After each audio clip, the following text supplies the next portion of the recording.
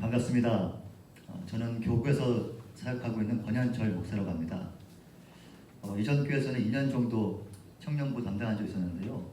마치 고향에 온 것처럼 뭔가 따뜻하고 좋네요. 자, 오늘 설교 부탁을 받고 많은 고민을 했습니다. 짧은 새벽 시간이지만 청년들에게 어떤 말씀을 전해야 할까가 가장 큰 고민이었습니다. 제가 청년일 때도 돌아보게 되고 또 제가 청년 사역을 할 때도 돌아보게 되고 또 그때 가장 큰 고민이 뭐였을까 되짚어보는 그런 시간을 좀 가졌습니다. 저 때 가장 큰 고민은요, 우선 바쁘다는 것, 엄청 바쁜 것, 그리고 할 게 정말 많다라는 것. 아무튼 정신이 없었습니다. 저도 똑같았어요. 여러분들처럼 대학을 나오고 공대를 나왔습니다. 그리고 졸업하고 직장에 들어가고 그렇게 직장 생활을 여러 해 하게 되었어요. 그런데 그 과정이 참 힘들기도 하지만 일단은 참 정신이 없다라는 것, 할 게 많고 우리들 개인에게 주어진 일이 참 많을 뿐더러 또 다양한 일들을 감당하고 있죠. 역할들을 하고 있고 어떻게 보면요, 사회가 우리를 그렇게 만드는 것 같습니다. 사회가. 제가 그렇게 옛날 사람은 아니지만 요즘처럼 이렇게 모든 사상과 이데올로기 또 문명까지 급변하는 시대가 있었을까 싶은 겁니다. 과연 옛날 사람들도 궁금하지 않으세요? 옛날 사람들 그렇게 바쁘게 살았을까 싶은 거예요. 지금처럼. 그러다 보니까 가정에서도 학교에서도 또 직장에서도 참 많죠. 하는 임무가. 하다못해 개인적으로 해야 될 자기개발 어떻습니까? 엄청 많습니다. 언어, 자격증, 또 인턴처럼 어떤 경험치, 또 심지어 봉사활동까지. 물론 자기가 원해서 하는 것일 수도 있지만 결국은 이 시대 요구 속에 어쩔 수 없이 선택하게 되는 것들 아니겠습니까? 자, 이렇게 살다 보면요, 문제는 내가 지금 뭐 하고 있는 건지, 왜 하고 있는 건지를 잊을 때가 종종 있어요. 내가 지금 뭐 하고 있는 거지?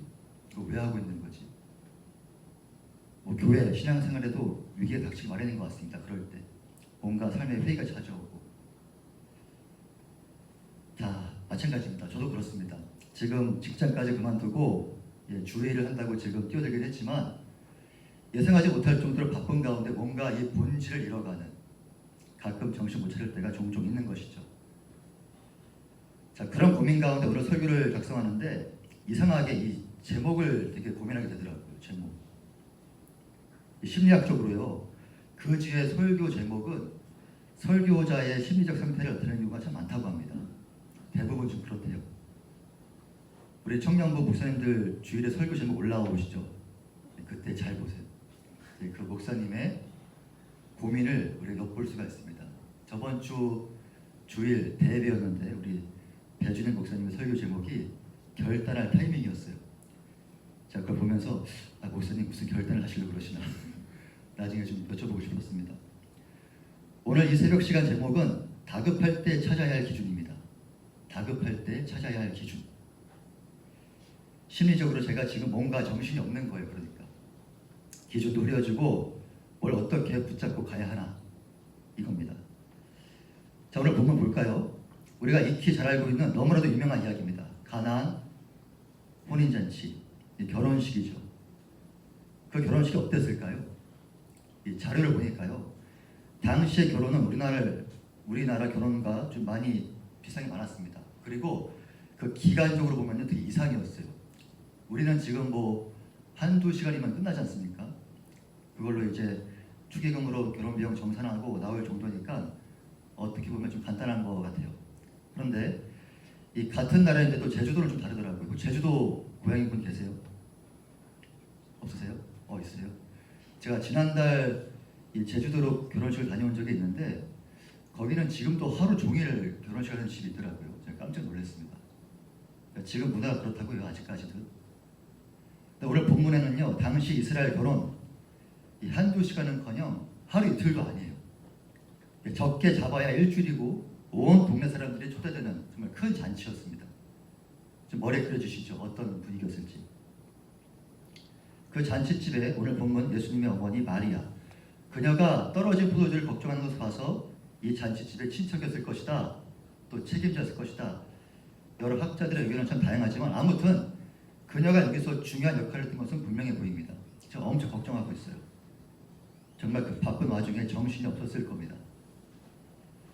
자, 어떻습니까? 저는 마치 이것이 오늘날 우리의 정신없는 모습과 많이 비슷한 모습이 아닌가 생각이 좀 됐어요. 뭔가를 열심히 하는데 정신없는. 보십시오. 이 본문이 재밌는 것이요. 혼인잔치의 이야기에서 주인공이 될 만한 신랑과 신부는 등장하지 않습니다. 등장하지 않아요. 신랑과 신부를 제외한 주변 사람들의 이야기로 구성되어 있는 것이 오늘 본문입니다. 가나 혼인잔치. 그리고 그 중심에 마리아가 있고 위기에 처한 이 정신없는 마리아가 어떻게든 자신의 판단과 방법으로 이야기를 지금 이끌고 있습니다.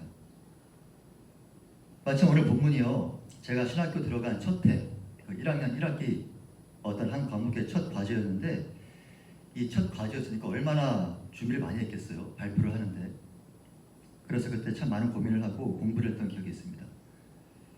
여러분들 이 본문을 읽으면서 좀 이상한 게 없으셨어요? 저는요. 먼저 이 마리아가 참 이해가 안 됐습니다. 이 마리아. 아니 포도주가 떨어졌으면 그 결혼식의 주인이 신랑이나 신부나 아니면 혼주 가족들에게 말을 할 것이지 왜 같은 손님으로 오신 예수님에게 이것을 말했을까? 가장 먼저. 그렇지 않습니까? 자, 3절 한번 같이 읽어볼까요? 3절입니다. 시작. 포도주가 떨어진지라 예수의 어머니가 예수에게 이르되 저들에게 포도주가 없다 하니. 자, 포도주가 떨어진지라 예수의 어머니가 예수에게 이르되 저들에게 포도주가 없다 하니. 만약 여러분들이 이 상황이라면 어떻게 하시겠습니까? 이게 남의 일이 아니고 지금 나에게 벌어진 일이다. 친구 결혼식에 하객으로 갔는데 음식이 떨어졌다고 누군가 나에게 와서 하소연을 한다면 얼마나 당황스럽겠어요.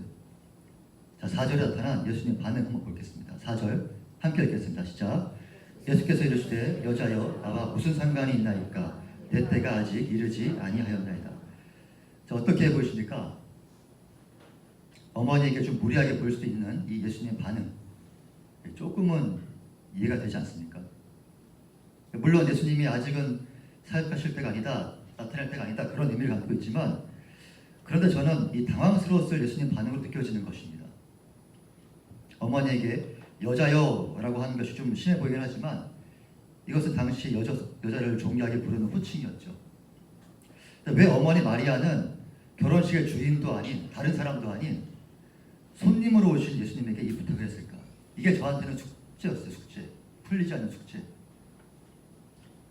물론 믿음으로 구한 것이겠지만 이 과제를 하면서 또 발표 준비를 하면서 그냥 믿음으로 구했습니다 라고 할 수 없잖아요.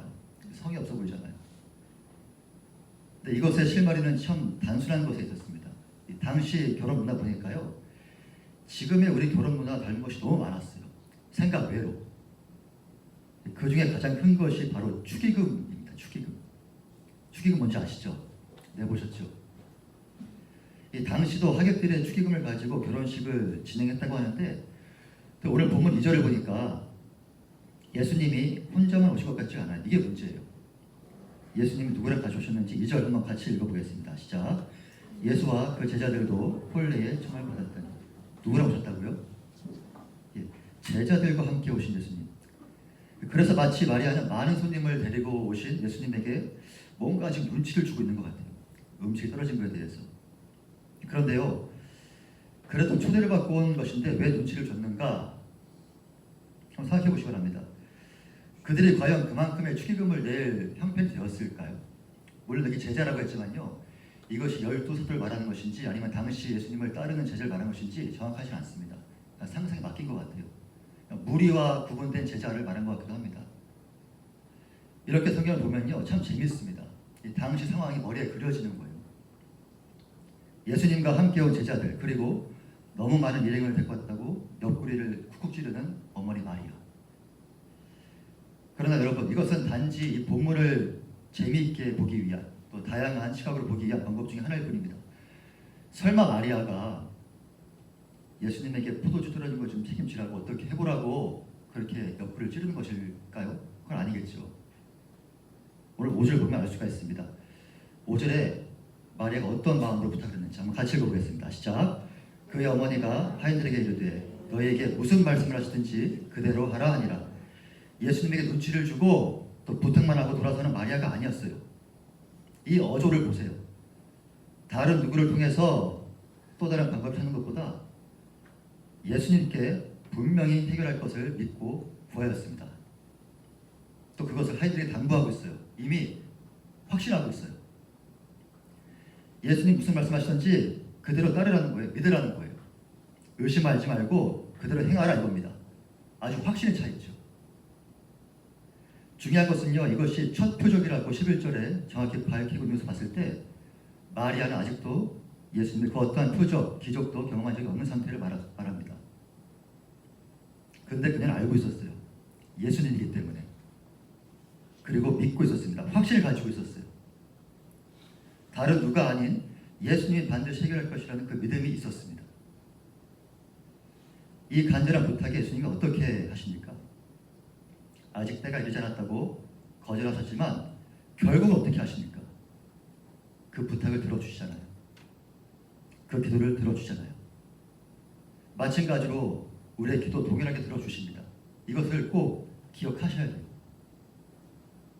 분명히 힘든데 답답한데 지금 도움이 필요한데 혹시 주님께 나아가지 못하는 이유가 있으세요? 분명히 도움이 필요한데 아직 하나님의 응답을 경험하지 못해서 아직 하나님의 어떠한 기적을 경험하지 못해서 그러실 필요가 없습니다. 아직 예수님이 어떠한 기적도 경험하지 못한 말이었지만 믿고 구했어요. 믿고 간구했습니다. 그래서 보게 된 것이 무엇입니까? 경험받은 게 뭐예요? 예수님이 이 땅에서 이루신 그 첫 표적, 놀라운 은혜. 오늘 본문은 우리에게 이 믿음을 도전하고 있습니다. 이 믿음이요. 저는요, 개인적으로 믿음을 너무 강요하는 것도 또 무작정 기적을 바라는 것도 매우 싫어하는 사람 중에 하나입니다. 하지만 성경의 가르침을 공부하고 묵상하면 할수록 어쩌면 내 인생에도 기적 같은 일이 일어나지 않을까 자꾸만 기대가 되는 거예요. 왜 그렇습니까? 하나님의 역사는요 매우 고유하기 때문이에요. 아주 고유합니다. 성경을 보면 동일한 일이 반복해서 일어나는 것도 있지만 또 그것을 너무 일반화시켜가지고 우리에게 무조건 적용시키려는 것도 있지만 사실 성령의 역사는 매우 고유합니다. 그때그때 다르게 일어나요. 여러분을 향한 하나님의 일하심, 계획하심도 고유하기 때문에 그때그때 하나님께 구하셔야 됩니다. 그 섭리에 맡겨야 돼요. 나에게 도와주십시오. 사랑하는 여러분, 예수님이 은혜를 베푸신 일에는 순서가 없습니다. 순서표가 없어요. 너는 믿은 지 얼마 안 됐으니까 좀 더 기다리고 너는 은혜 받은 지 얼마 안 됐으니까 다음 기회에 뭐 이런 게 없습니다. 이렇지 않아요. 오늘 말씀에서 그것을 발견하시기 바랍니다. 주님은 우리가 그분에게 나아갈 때면요 언제나 우리의 필요를 보시고 우리의 기도에 응답을 하십니다. 어떠한 방법으로든 우리가 주저할 필요가 없어요. 주님께 당당히 구하세요. 그리고 기도하세요. 그러면 주님은 어떠한 방법으로든 우리의 기도에 응답을 하십니다. 다급할 때는요 주님을 찾으세요. 제발 주님을 먼저 찾으세요. 다른 건 찾지 말고. 저는 오늘 말씀 묵상하면서 만약 마리아가 이 다급할 때 자신의 생각과 방향으로 다른 방법을 먼저 구했다면 어땠을까? 네, 물론 문제를 해결할 수 있겠죠. 신랑과 신부에게 먼저 말을 하고 다른 데 빌려오고 충분히 그녀의 경험과 기지로 얼마든지 문제 해결은 했을 수 있습니다. 그러나 생각지도 못했던 눈앞에서 물의 포도주로 변하는 놀라운 은혜, 그 풍성한 경험을 할 수 있었을까? 혹시 내가 나의 방법으로 구해서 놓치는 기적, 은혜는 없지 않을까? 아찔한 겁니다. 다급할 때 은밀히 주님을 찾고 정신없을 때 당황하지 말고 주님을 먼저 의지하는 우리 모두가 되기를 소망합니다. 이 새벽 기도의 자리 왜 나오십니까? 왜 나오세요? 돌을 던는 자리가 아니잖아요. 그죠? 이 자리에서 매일매일 내 삶의 기준을 바로 잡으시기 바랍니다. 다른 거 없습니다. 우리 삶의 현장에서 이 말씀을 꼭 붙잡았으면 좋겠어요. 나의 답답한 상황 가운데, 나의 다급한 상황 가운데 주님, 주님 먼저 찾을 수 있는 믿음을 주시옵소서. 사랑하는 여러분, 우리가 기준을 바로 세운다면, 평소의 기준을 바로 알고 있다면 삶의 위기가 찾아올 때, 정신없을 때 그 기준을 바로 잡을 수가 있습니다. 바로 잡을 수가 있어요. 삶의 위기를 찾는 기준, 오직 우리 주 예수님밖에 없습니다. 다급할 때 주님을 먼저 찾으세요. 항상 옆에 두고, 항상 기억하면서. 기준 없이 살다가 다급할 때 길을 헤매는 일이 없기를 바랍니다. 그 기준, 항상 예수 그리스도를 중심에 품고 살아가시는 저와 여러분 되시기를 주님의 이름으로 간절히 축원합니다. 우리 기도하겠습니다. 기도하실 때 우리가 너무 기복신앙에 매이는 것도 문제이긴 하지만 분명한 것은 우리가 주님께 나아가면 주님은 언제나 우리의 필요를 보시고 또 우리의 기도를 들으신다는 사실입니다. 주님의 관심은 온통 나이기 때문이에요. 천지 만물 가운데 나에게 집중하시기 때문입니다. 우리를 정말로 한없이 사랑하시기 때문이에요. 먼저 믿고 구한 마리아가 경험한 이 땅에 예수 그리스도의 그 첫 표적 기억하시기 바랍니다. 삶의 위기 가운데 또 정신없을 때 주님을 먼저 기준으로 잡았기 때문이에요. 이 시간 기도하실 때 주여 나의 분주함 가운데 주님을 삶의 기준으로 잡게 하여 주시옵소서. 다급할 때 주님을 먼저 찾게 하시고 이 새벽 재단이 날마다 내 삶의 기준을 주님께로 바로 세우는 삶의 표대 같은 시간 되게 하여 주시옵소서. 내 삶의 분주와 위기, 기도의 제목들이 예수 그리스도에 정리되고 응답되는 놀라운 삶을 살게 하여 주시옵소서. 우리 주님을 한번 크게 부르고 기도하겠습니다. 주여